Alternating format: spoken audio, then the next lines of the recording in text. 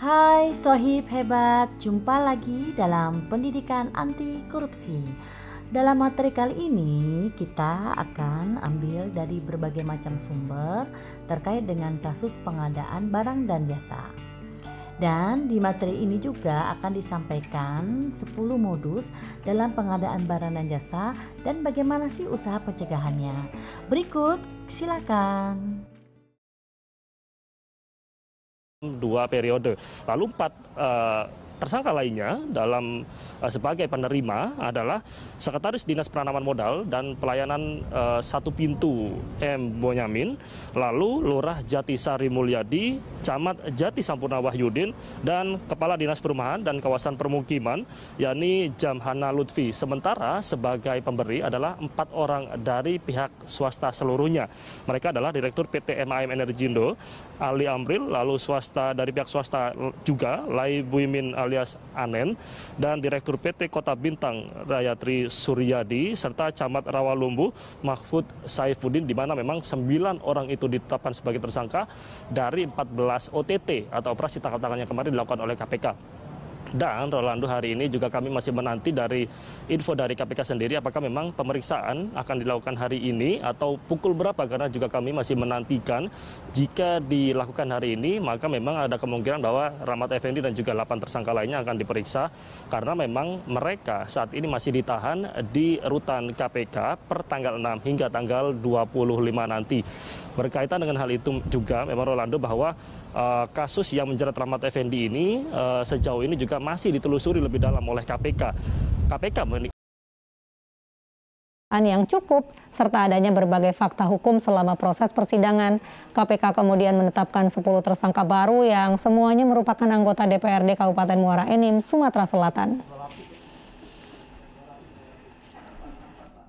Setelah dilakukan pengumpulan informasi dan data yang kemudian ditemukan adanya bukti permulaan yang cukup dan adanya berbagai fakta hukum selama proses persidangan dalam perkara awal dengan terdakwa AY dan kawan-kawan, KPK melakukan penyelidikan dan meningkatkan status perkara ini ke tahap penyidikan pada bulan September 2020.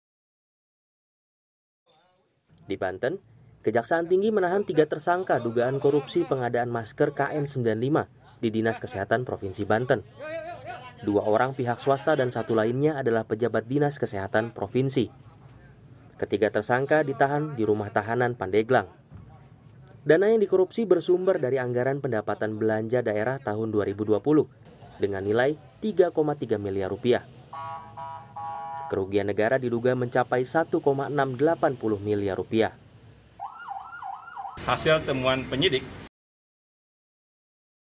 Wibawa pada tadi malam, ketujuh orang tersebut diduga yang merupakan diantaranya ada unsur kepala daerah yang di mana melibatkan Bupati Sidoarjo Jawa Timur yaitu Saiful Ilah. Selain Saiful Ilah, tim penindakan KPK juga melakukan operasi tangkap tangan terhadap Kepala Dinas Penanaman Modal dan Pelayanan Terpadu Satu Pintu Sidoarjo Jawa Timur yaitu Ari Suryana beserta 2 ajudan bupati yang dimana ada pihak swasta dalam operasi tangkap tangan ini yang merupakan ada kaitannya dengan penanganan proyek di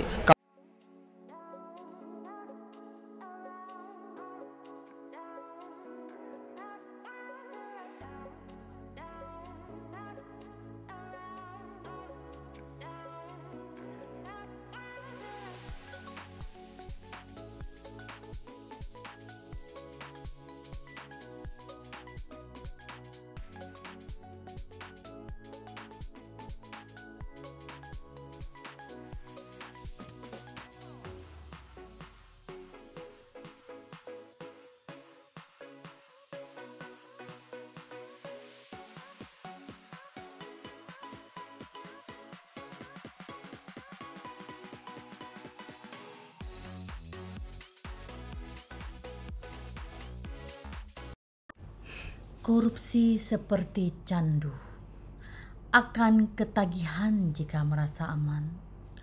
Korupsi seperti lumrah, akan terbiasa jika di lingkungan habitatnya. Tahukah kamu, perasaan ketakutan akan terus menghantuimu. Rasa was-was, rasa cemas. Jika engkau percaya rezeki Tuhan sudah mengatur untuk hamba-hambanya, lalu kenapa engkau menghalalkan segala cara untuk memberi makan keluargamu? Sayangi keluargamu dan negerimu, stop korupsi. Indonesia anti korupsi.